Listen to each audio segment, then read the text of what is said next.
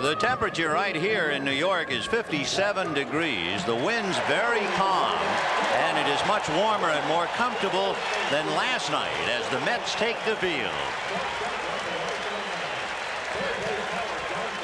We are honored and graced by this year's Nobel Peace Prize winner Elie Wiesel, throwing it to Gary Carter.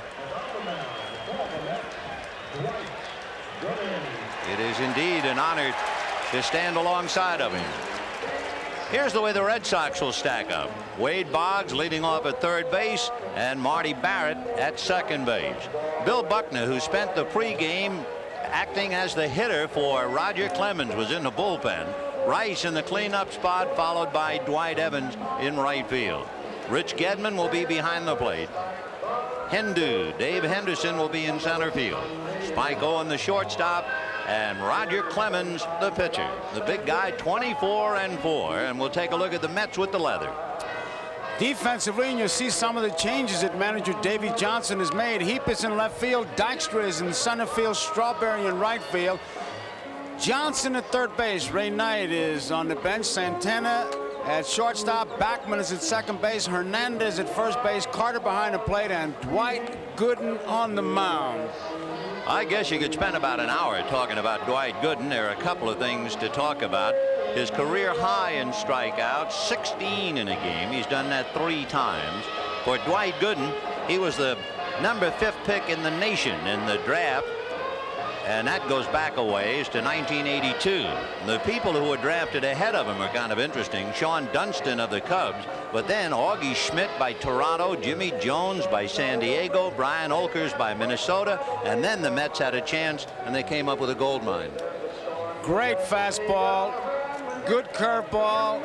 I guess his only weakness is, they say, well, he has trouble holding men on, but I go to our good friend Sandy Koufax, says yes, but he has a great ability to keep him off bases. I would think that what he'll have to do is to establish the curveball and then use that fastball to do that, but when he's in a jam, it'll be the fastball he goes to. It should be quite a battle, and it begins with the American League's leading hitter, Wade Boggs, against Dwight Gooden. Dwight Gooden in the National League anyway has a ratio of 3-to-1 fastballs to breaking balls, and Boggs loves hard stuff. So let's see. He starts him with the fastball, and the battle is joined. Wade Boggs makes that mental picture, and he's got Mike Moore of Seattle in mind, who pitches similar to Gooden. Not the same, but similar. 0-1. Ground ball to the right side, plugging the hole up with a nice reach is Backman in the dirt, and they got him anyway. That was a slow curveball that Wade Boggs was able to pull, and Backman, you see him break to his right. He was breaking towards the middle. It takes a big hop. He's off balance, but Hernandez with that magic glove makes the play. Boggs can pull that slow stuff. So Wally Backman plugs up the hole on the right side, 1 down, and the batter will be Marty Barrett. Boggs and Barrett were flip-flopped in the lineup on August the 6th. And Boggs hit over 380 from the day that they flip-flopped them and put him in the leadoff spot. Marty, meanwhile, the MVP in the LCS. 1 ball and no strikes. So Wade Boggs retired with Wally Backman taking a base hit away from him. Barrett the hitter and Billy Buckner on deck.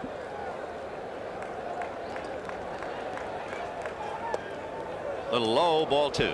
That shot we had on the bench, you could see Gedman really straining to take a look at Goodman and talking to Boggs. This is a very conscientious young man. I remember Fisk saying he just bothered him all the time. He wants to know everything, and I'm sure he wants to know how big did that curveball break, because it looked like a let-up on the curveball. But to Barrett, Gooden has thrown nothing but fastballs, 2 good ones, although he's missed the strike zone. 2 balls and no strikes, the count. And that's in there at the knees, 2-1. It's interesting that Dwight Gooden began the league championship series. He was the loser in that brilliant 1-0 Mike Scott first game, and he went 10 innings and did not have a decision in game 5. First time he ever worked an extra inning game in his career. Ground ball to Backman, big hop. Got him anyway. Boy, I'll tell you one thing, the infield here at Shea is still hung over from the celebration. We talked about it last night. There's some bad hops in there, but don't blame the grounds crew. Here's a good close-up out over the plate. He goes to the right side. It hits right at the lip. Keep in mind, they had to put 22 yards of topsoil, some 5,000 square feet of sod, and then they had to grade it. Not only did they tear up the sod, they made holes, and the ground crew really did a great job, but there's some bad hops in there. Bill Buckner with the bad leg and all. He said he spent the summertime when he had the opportunity watching the New York Mets on cable television, so he is quite familiar with them. Out of the mid of Gary Carter, ball one, 1-0.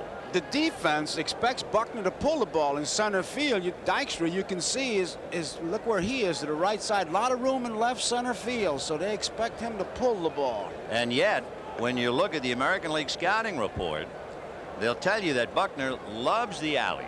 He'll hit from left center anywhere into right center. So we'll see what he does against Gooden. Billy Bucks with 2 out in the first inning, no score. And he hits it foul off third, down the line, out of play. If you're like I am and you look at this matchup tonight with Gooden and Clemens and you wonder, how do you prepare? Who pitches batting practice on your team? Well, for the Red Sox to get ready for Gooden, 56-year-old Bill Fisher and shortstop Glenn Hoffman, they were pitching batting practice. Who pitched for the Mets to get them ready? Greg Pavlik and Bud Harrelson. 1-1. Line drive, but it's right at Santana. So the Sox are gone in order. Started on a nice play on Wade Boggs, ball by Wally Backman. Here come the Mets. Yes, we want you. Here are the Mets against Roger Clemens with Lenny Dykstra in center field and Wally Backman at second base. Keith Hernandez at first and Gary Carter behind the plate. Darryl Strawberry in right field, and you can see a change. Danny Heap is in left. He is an offensive hitter, loves fastballs, and so he's in there for the slumping Mookie Wilson. Howard Johnson, who hit a home run against Roger Clemens when he played for the 1984 Detroit Tigers and bats left-handed. He will be at third base for the slumping Ray Knight. Rafael Santana at short, and the pitcher for the Mets, of course, Dwight Gooden. Defensively in the outfield, Jim Rice, Henderson, and Evans in right field. The infield is Boggs, Owen, Barrett, and Buckner. The key man here is Buckner. You can bet with Dykstra and Backman 1 and 2. They're going to try to exploit Buckner with the bunt. Dykstra can bunt, Backman a lead cinch pipe to bunt. But keep in mind, Clemens, a great fielder and a great fastball. It's going to be a little tough. The interesting thing about this 24-game winner, Roger Clemens, people are talking about the fact this will be the third straight time he is working on 3 days rest. Number of ended in his previous 2 times, why he has lowered them each time. The last game he pitched, he only made 93 pitches. That's a strike. He made a total of 370 pitches in the league championship series, and he comes back on 3 days facing Dykstra. The Mets have been unable to get their game's leadoff hitter on base in any of the postseason games, and that's hit foul down the line on the count 0-2. Clemens with an exceptional fastball, a nasty slider is the way to describe it. Curveball and a forkball he may throw 10 or 15 times a game, but his control, he controls the whole strike zone, up and down, in and out. 0-2 the count to Lenny Dykstra. Fouled away. Dykstra hit 3 leadoff home runs this year. Last night they had Mookie Wilson leading off. He hit 3 this year. Dykstra, the kid they call Nails. 0-2. Got him. And so Roger Clemens announces his presence at Shea Stadium as he strikes out Lenny Dykstra. Remember, Clemens dazzled the baseball world when he struck out 20 Seattle Mariners without walking a hitter. And that's the pitch that if the Mets will try to hit it, they're going to be in deep trouble. It's the high fastball. He'll get that first strike, and then he'll just climb the ladder. Backman, who can really bunt, but it's going to be tough. Once again, Clemens a good fielder, and it's really tough to bunt that bullet that Clemens throws. He'll try to drag it past him to exploit Buckner's bad wheels. Boggs in on the grass at third, and the pitch at trifle high, ball 1. One other thing, and there's no reason to point it out except it's a fact. You have Roger Clemens, the pride of the University of Texas, on the mound. The plate umpire is Jim Evans. Jim Evans, a graduate of the University of Texas. Fouled away. 1-1. All fastballs. He's rearing back, and if there's one thing about him as we look at Davy Johnson, we talked to Bill Fisher, McNamara, the players. They said Roger Clemens comes right at you. The first pitch that Backman laid off is the one that they're going to have to lay off, but it's a tough pitch because it looks so good. High fastball. 1-1. Just to keep Boggs on the move. 2 balls and 1 strike. When he bunts, he's very successful. In fact, this year, Backman was 10 for 20 when he bunted. He worked with Bobby Valentine when Valentine was a coach here, and he said he used to bunt at least 100 balls a day, and they had a system worked out. Valentine would sit at first base with his legs spread and let Backman bunt that. He said he bunted 1,000 balls, he'd have been safe on 900 of them. You talk about confidence. Yeah, he's not very shy on that, is he? Not at all. 2-1 to Wally Backman. Out of Oregon, and the big Texan after him. 2-1. On the corner. 2-2. Jim Evans, by the way, the plate umpire, played baseball at the University of Texas, so it's kind of an alumni meeting with Roger on the mound, Evans behind the plate, Spike Owen at short, and Calvin Schiraldi in the bullpen.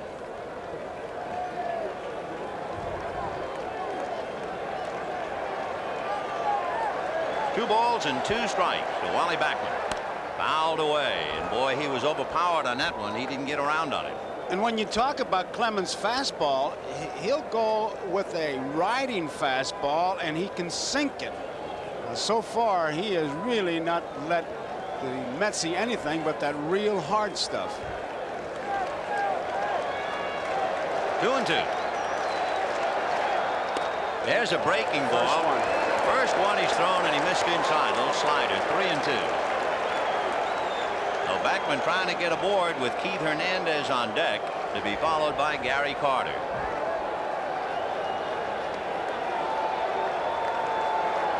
Three and 2. And he walked him, and that'll wake up the ballpark.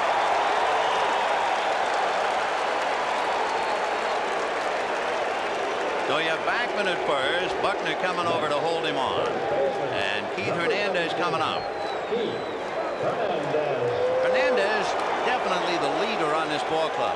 Very much so. He's the one who gave him a little bit of a pep talk before the game, a motivational kind of thing, because the papers and everybody talking about a slump, and then something appeared in the paper about some of the Red Sox players saying this is a club that won 108 games. It didn't set too well. And you can sure Keith tried to use that quote. We'll see now if he can use the bat. Backman at first, 1 out in the first inning, no score.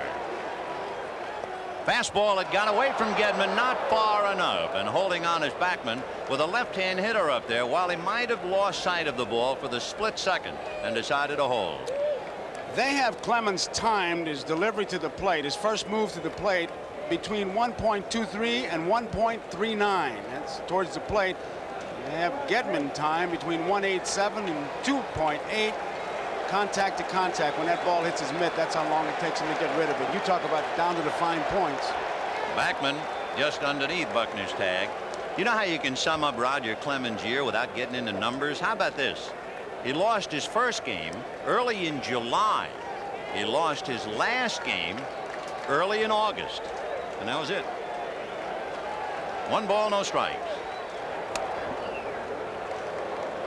Remember yesterday on our broadcast, Davey talked about that Hurst and Clemens have balk moves. He made no bones about it. It's a good move, and he's got Backman diving back. You know, it's a horrifying thought if you're a National League hitter, other than the Mets. The Mets drafted Dwight Gooden in 1982. And as you watch Backman, how about this thought? The Mets drafted Roger Clemens in 1981, but he opted to stay in college. High pop fly, twisting down the left field line, curling towards the seats, and back in, out of play.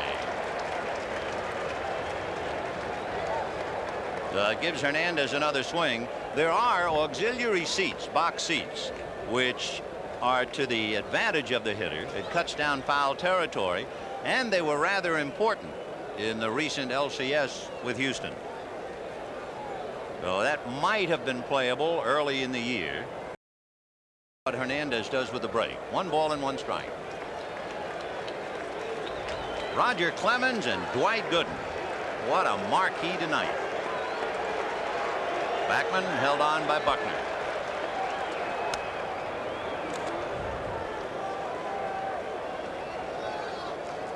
Hernandez is a hitter. It's tough for a catcher with him up there. He's pretty straight up. He kind of screens you, and you'll need some help from the bench if Backman breaks. Still 1-1. Keith Hernandez hits and run, but only occasionally. That's the best way you can put it. They just as soon keep the first baseman anchored on the bag and give him the hole on the right side. Meanwhile, Clemens has thrown over 4 times to try and take a little bit off Wally Backman at first. He's got a good move. This is the last one. Backman is back easily, and the confidence on the mound now is, I'm sure, one of those things. Hey, look, it's okay to keep throwing over there, but don't lose your concentration now and worry about the runner more than you do the hitter.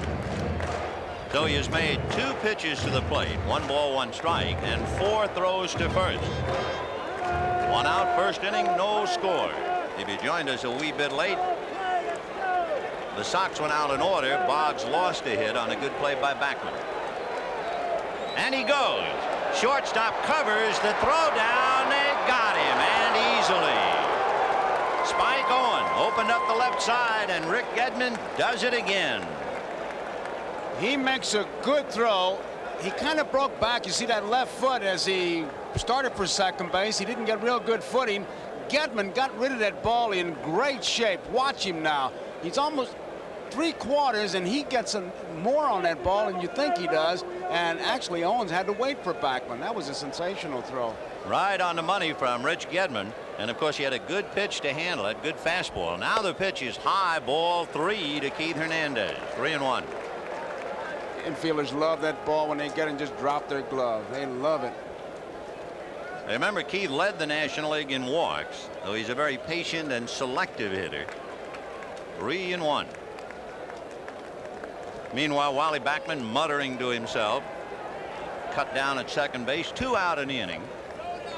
No score, first inning. And he has a look for ball 4. So back-to-back walks. But you have 2 out, a runner at first, and Gary Carter coming up. Clemens high in walks this year. He walked 6 in a game.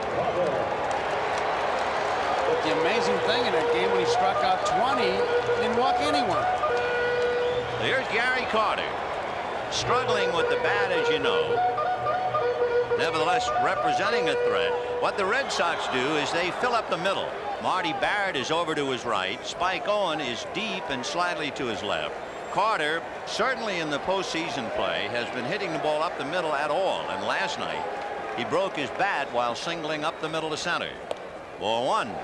I asked him about that. I said, it looked like it off the end of the bat. He said, I thought I hit it pretty good. It was a brand new bat. It just exploded as you take a look at that defense. Gedman constantly checking with his bench. You can see him taking a look. He wants to know if they want to put a play on. 1 ball and no strikes to Gary Carter.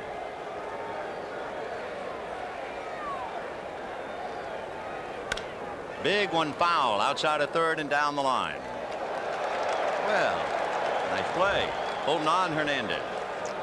Vin, that shot that we just had from center field, I found interesting because when Gedman gave his target, I just looked at it and I said, I wonder if he can reach that outside part of the plate with the stance that Gary Carter's using. Tell you another thing, Gedman was gesturing over to the dugout and raising his leg. Perhaps they're trying to get Roger Clemens to lower his kick and speed up his move to the plate a little bit. Ball 2, 2-1. I'll tell you one thing, and that's what Gedman's going out to talk about. When a pitcher is high, like Rich Gedman, ideally, as a pitcher is delivering, as his knee comes up, the pitcher is taking the ball out of his glove. If he is carrying the ball, in other words, as his hands are together when the knee comes up, if he carries the ball in the glove, then his arm is too late in his follow through. He hurries and he's high. And I think that's what Bill Fisher was telling Gedman to tell him. You've got to get the ball out of your glove when you raise your knee. That, and the other trouble spot is that left shoulder. Fisher said he watches that. If he gets wild highs because he's opening too soon. 2-1 the count.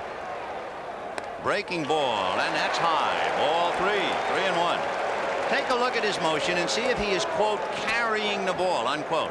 Now watch the knee. See, the ball is still in the glove. And that's his problem. And that's one of the big problems that Fisher is always looking for. And that's the exact expression he uses, carrying the ball. 3-1. Breaking ball. And that time he got it over. 3-2. He'd carry that baby right in there. So Hernandez will be going on the pitch. 2 down, first inning, no score. On deck, Darryl Strawberry. So if you Carter, even though he just came in with that slow curveball for a strike, I would think you're looking fastball. Yeah, with 2 strikes, he better be looking baseball. Hernandez ready and goes. Fastball, and it's hit in here to left center. Moving over is Henderson to make the play. So Hernandez is left at first. Clemens fights his way out of the jam, and Gary Carter shakes his head and chews his gum. Well, it makes no difference. I'll come in relief tomorrow's game if they want me to. In this type of situation, the World Series game, rest is not going to make a difference. It's going to be a lot of adrenaline flowing, and whether your arm's tired or not, you're not going to know it. You're just going to have to stay fundamentally sound and throw the ball where you're supposed to throw it and keep it in the strike zone. Strength-wise, it's going to be adrenaline. And I'm sure it's flowing for Roger as he now talks with his manager down in the dugout. And it's also flowing for Dwight Gooden, ready to pitch to Jim Rice, Dwight Evans, and Rich Gedman. The average number of pitches for a Red Sox pitcher, according to Bill Fisher, is 15. Clemens made 22, 11 strikes, 11 balls. They'll be watching that. Rice takes off, ball 1, 1-0. Top of the second inning, no score in the ball game. Jim with big numbers, as usual. Ball 2, 2-0. Dwight Gooden had only 38 games in the minor leagues before he came up. And early in his career, he was at a stage where he had won 9 and lost 8. He's in the dirt. Ball 2, 2-1. He went from 9 and 8 since that time to win 49 and lose 11. He has become an Olympian, this kid who came to the Mets in the year of the Olympics in '84. 200 strikeouts this year. He is the only pitcher in the National League to have 200 or more strikeouts in his first 3 years. And when you realize he's not even 22, he is truly remarkable. That's in there. For instance, when they were 22, Spahn, Alexander, and Cy Young didn't have any wins.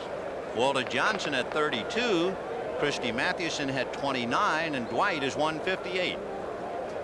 Kid Nichols, the old Boston team back in 1890, had 57. The point being that Gooden is already off to a tremendous start.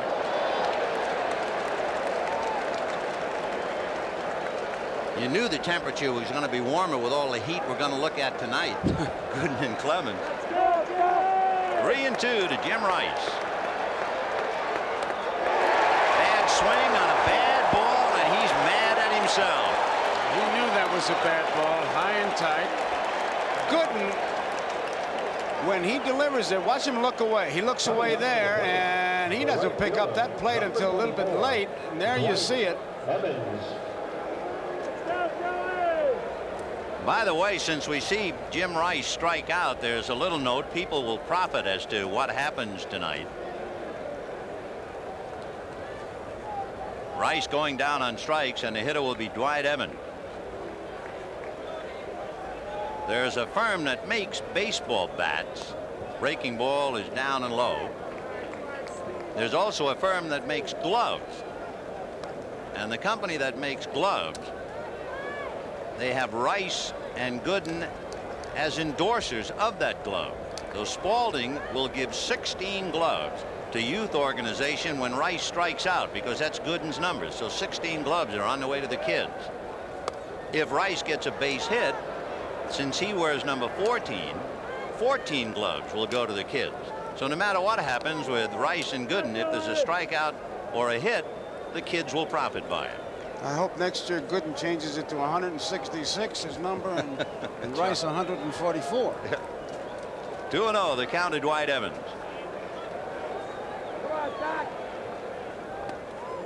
Crowding him inside and finding the corner anyway. The plate umpire Jim Evans held up that right hand. The scoreboard went 3-0, but we have to believe the count is 2 balls and 1 strike.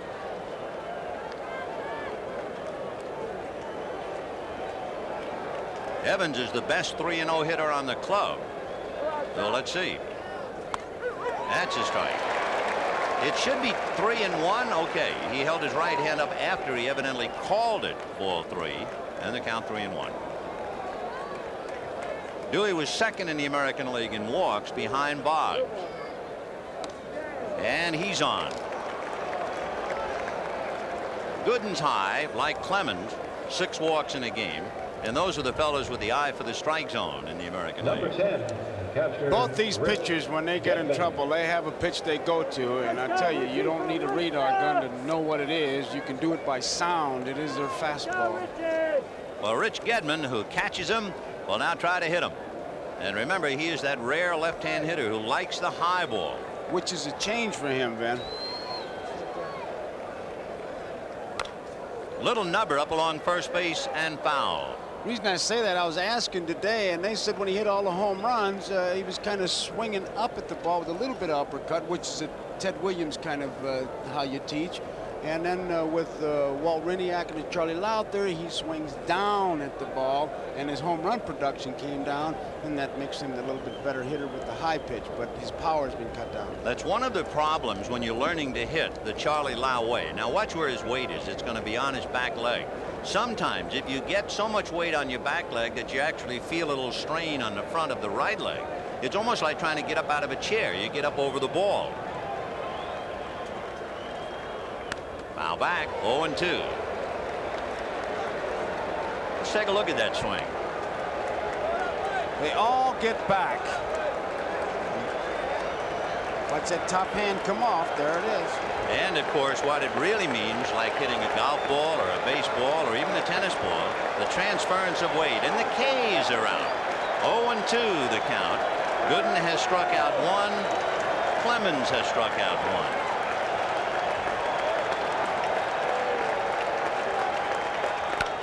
High bouncer slowly to the right side to Backman. He played that like a rolling hand grenade because of the infield. So Evans at second base with 2 down, and Dave Henderson will be coming up. If you remember last night, Dave Henderson was the on-deck hitter rushing to home plate to signal to Rice, who was scoring, and he collided head-on with Ron Darling, who was backing up the play. And of all the lines written about it, John Lowe of the Detroit Free Press wrote, "You never know who you'll run into in New York." That summed it up. John McNamara wants to come out and talk to Jim Evans. The ball. I wonder if it's blowing into his mouth or what if they've got that rule. Let's see. I just read John say ball, and that's what they want to do. They want to look at it. Look at his hand. Yeah.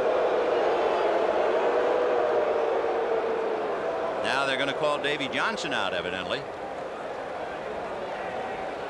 After all the complaining the Mets did about Mike Scott scuffing the ball, now it is John McNamara calling Dwight Gooden about something to do with the ball or a substance on his hand. Let's see.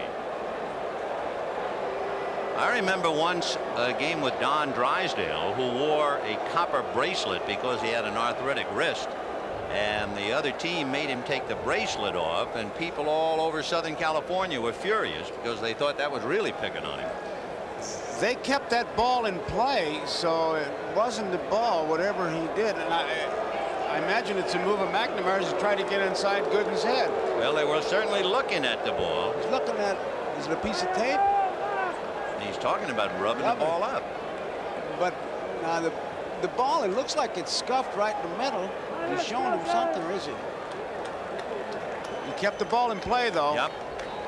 It was a ground ball. Remember to Wally Backman. He threw to first. They threw it over to Gooden, and then all of a sudden McNamara said something about the ball, and Jim Evans went out there.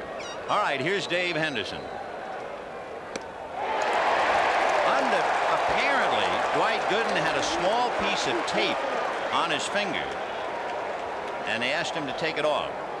The umpires have allowed the pitchers to go to their mouths on the mound, blowing on their hands because of the cool weather. 0-1 to count to Dave Henderson. Fouled away a little late. Hendu had 15 home runs during the regular year. He's got some sock. I tell you, if Dwight Gooden starts to scuff up the ball as hard as he throws, I think I'd call and get a subpoena and go out and look at him. You know, there was a little bit of byplay last night when Chub Feeney, the National League president, threw the ball to Gary Carter. He examined it as if he thought the throw ball might have been scuffed up. 0-2. High fly ball into right center. Lenny Dykstra has to run it down, and he's there. So they leave Dwight Evans in the second inning. A bit of controversy by the boards. No score at the end of an inning and a half. We followed Dwight Gooden into the dugout, and we found that the controversy was over a piece of tape on the ring finger of his left hand. Now, the left hand is in the glove. The left index finger is out of the glove. But evidently, when he would rub up the ball, the Red Sox felt that that piece of tape was an unfair advantage, and perhaps he was applying a foreign substance, so they made him remove it. I think they're just trying to get inside his head and make him think about something, because they're going to put another piece of tape on there. Well, they put that back in, and we'll see if they discuss it some more. Imagine that. World Series might be decided by a Band-Aid. All right, bottom of the second inning. Band-Aid or no, here is Darryl Strawberry, followed by Danny Heap and then Howard Johnson. Strawberry, as you know, a tough time at the plate. He has been in 7 postseason games. He has struck out twice each game.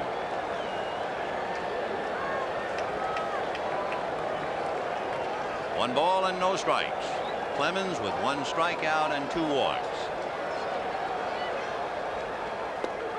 That might have been the fork ball. That was the fork ball, Van. He throws it 10-15 times a game, and Strawberry, the hitter, good fastball hitter, tries to pull, but he's got enough power to hit it out of the park in any place. 1-1. Fastball in there. So after looking at the fork ball, he comes back with a bullet, and the count 1-2. That's vintage Roger Clemens. Now he can go any way he wants. He can go after him here or set it up for the 2-2 pitch. Fastball outside. High for 2-2. Strawberry, of course, with a lot of bat action. He's not a quiet hitter at all. He's in constant motion, and he'll cock the top of the bat towards the pitcher, and that hurts him a lot when somebody can throw hard like a Clemens. There's the cock and the wiggle. Ball 3, and Rogers high again. And that's the danger sign with Roger when he gets high out of that zone. A memorable meeting, I'm sure, for both of them. Remember, when Roger Clemens pitched in the All-Star game, he worked on 2 days rest. He worked a perfect 3 innings. 3-2. High foul out of play. On deck, Danny Heap, and then Howard Johnson.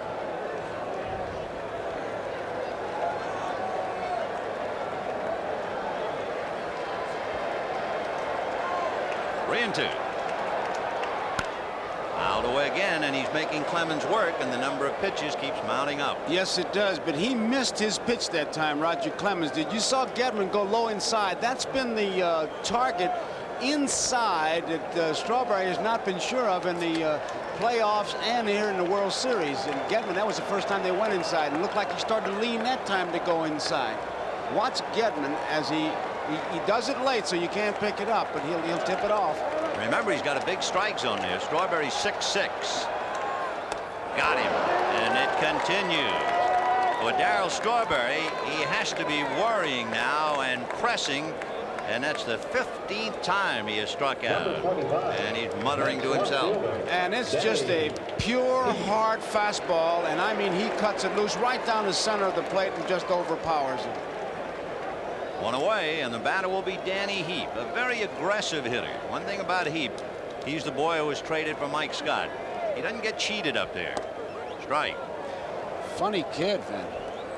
He saw Kevin Mitchell's autograph. He said it looks like an EKG. He's a pretty good jockey. 1 away, second inning, no score.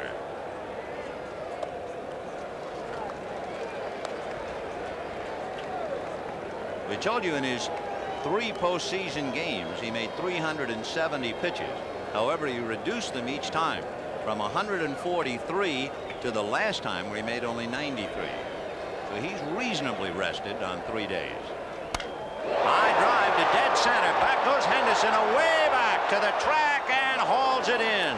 A thoroughly big league play because he turned his back on the ball and went after it.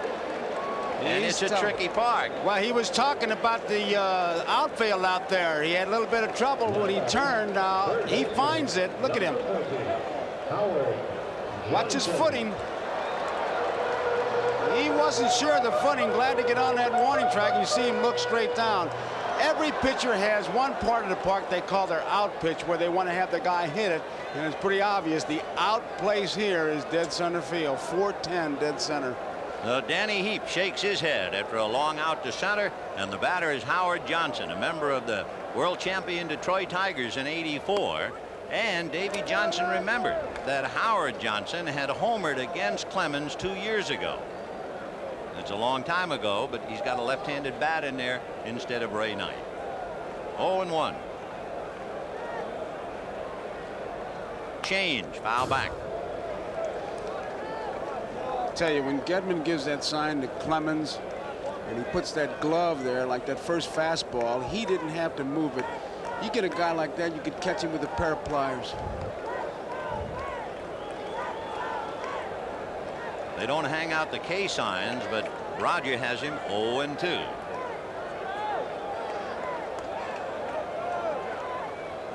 And the curveball. I'll tell you one thing, if you were in the business to manufacture those K cards, you could retire and move to the south of France with these two guys. Roger Clemens and Dwight Gooden. The K corner, they got signs all over the place. 0-2 to Hojo, as they call him. On deck, Rafael Santana.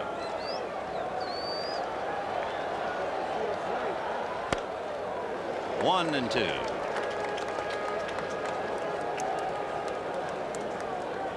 On deck, Rafael Santana. Fidgety as a cat.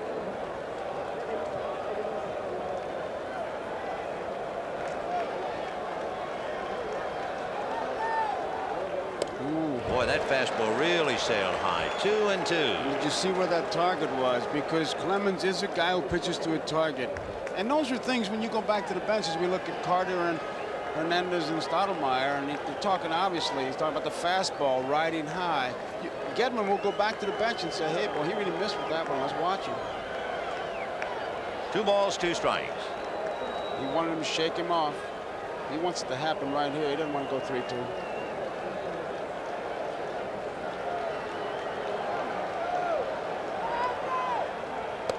And there he is, high wild again.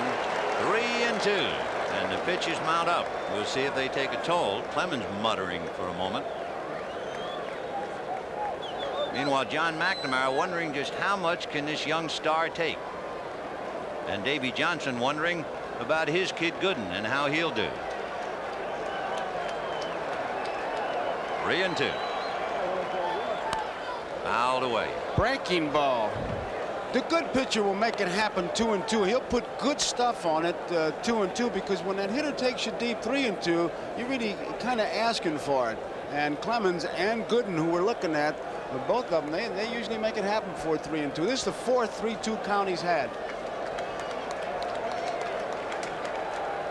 Fouled away. You realize what great raw natural talents they are. Dwight Gooden only 38 games in the minor leagues. Roger Clemens had only 19 minor league games under his belt, and they burst upon the scene. 3-2. If Gooden were pitching and you hear the crowd, they'd want to strike out. Now with Clemens, you hear the crowd, they want to walk. 3-2. Got him, and that is strikeout number 3 for Roger. And at the end of 2, no score. We'll be right back after these messages from your local station. Tonight's game is brought to you by Prestone, makers of Prestone 2 antifreeze. Don't push your luck, change it with fresh Prestone. And by Federal Express. Why fool around with anyone else?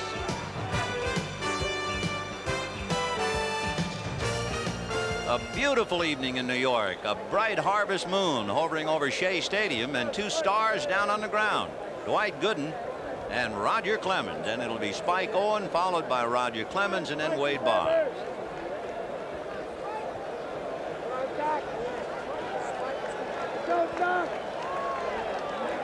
Top of the third, no score. Ball 1. It's interesting when a left-hand hitter comes up who is a pull hitter. Owens is not.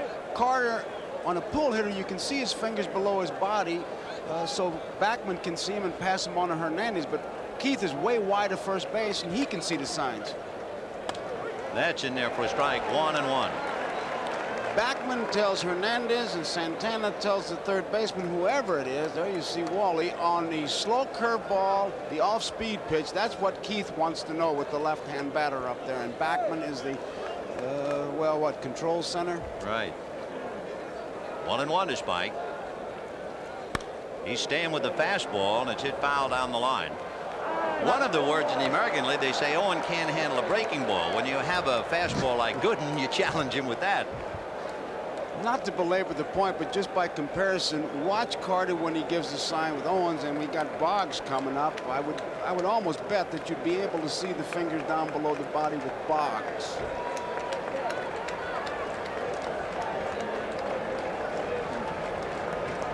Gary doing a little politicking.